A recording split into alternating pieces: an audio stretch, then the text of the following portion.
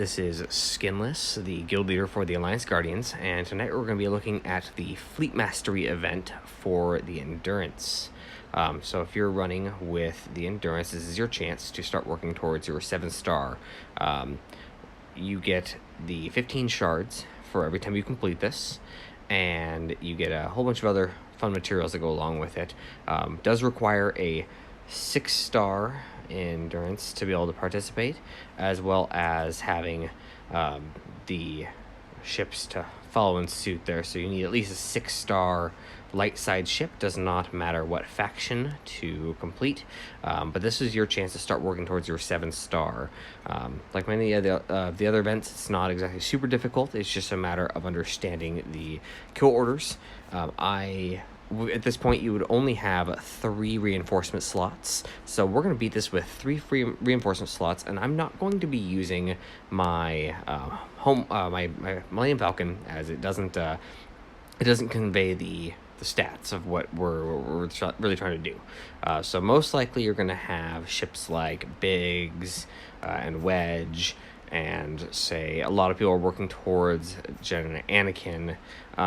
We can throw in Phantom, and we're going to throw in Ghost. In fact, we'll throw Ghost in here up front, as most people are going to be having these ships kind of more ready to go right off the bat. Some people have Cassian.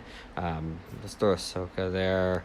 And let's go ahead and call that good, just to have these ships here, just because these are more common to have.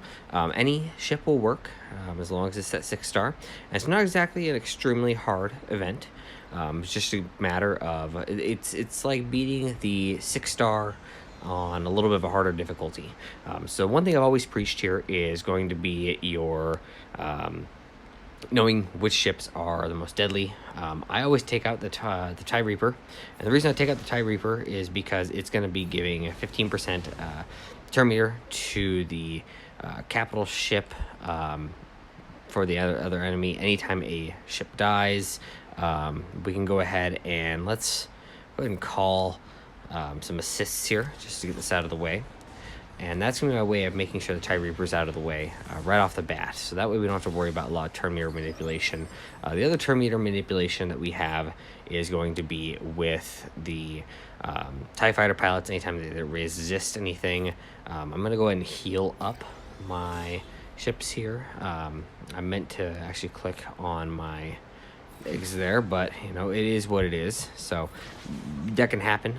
But these are ways to kind of go around and start building up your ships, making sure that you're not taking advantage of their trying to keep everyone alive is really the way to do it here. So we're gonna go ahead and use so we're going to go ahead and call reinforcement in, and I always recommend having Phantom in your lineup, especially being your very first reinforcement.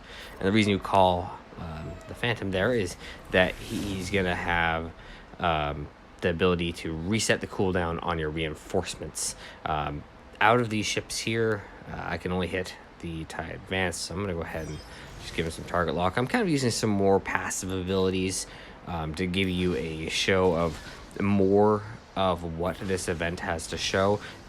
You want to kill everything as quick as you possibly can, but I'd rather show some of the passive stuff to kind of give you a chance to see that you don't always have to use your standard abilities to just attack right off the bat. There's a way to go around it and to build up your buffs, debuff your enemy.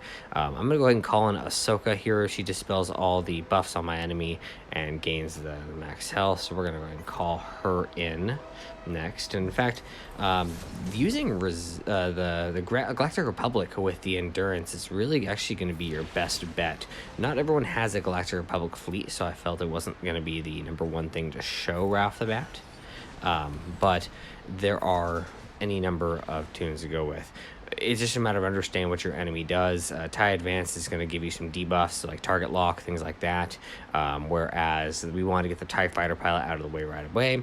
Darth Maul's ship, if you haven't unlocked it, it does add protection and revival essentially for the enemy ships. So he is somebody you want to take down, but he doesn't hit very hard. So it's not a ship that I necessarily push a lot of extra effort on. So I've gone ahead and I've got the protection up here on my ships, and we can go ahead and go in for the kill. So it's not an extremely hard event.